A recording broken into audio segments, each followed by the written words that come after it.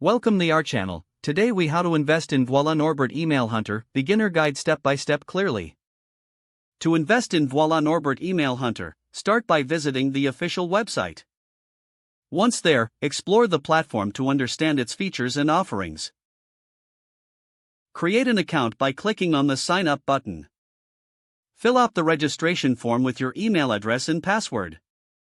After registering, verify your email by clicking on the link sent to your inbox. Once verified, log in to your newly created account. Explore the pricing plans available to determine which suits your needs. Select the plan that aligns with your budget and goals. Proceed to enter your payment information to complete the purchase. After payment, familiarize yourself with the dashboard. Take time to review the tutorials or guides provided. Utilize the search tool to find specific email addresses related to your target audience. Enter the first name, last name, and company of the person you are trying to reach. Click the search button to generate the email address.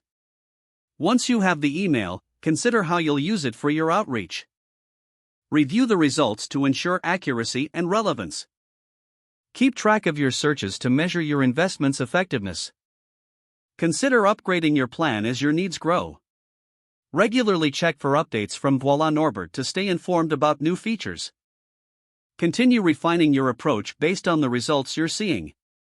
If the page does not load, refresh the browser or try again in a private or incognito window.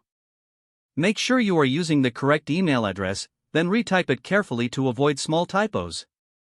If your password is not accepted, use the reset option and create a new strong password you can remember. Check your spam folder for verification or security emails, then complete any requested confirmation steps. Enable two-factor authentication if available to improve account security and reduce unauthorized access risk. After signing in, review your profile details so your contact information and settings are accurate and current. If you see an error message, note it down and try again after restarting your device and internet connection. Log out when you finish, especially on shared devices, to keep your account and payment information secure. Don't forget to like this video and subscribe to our channel for more step-by-step tech guides.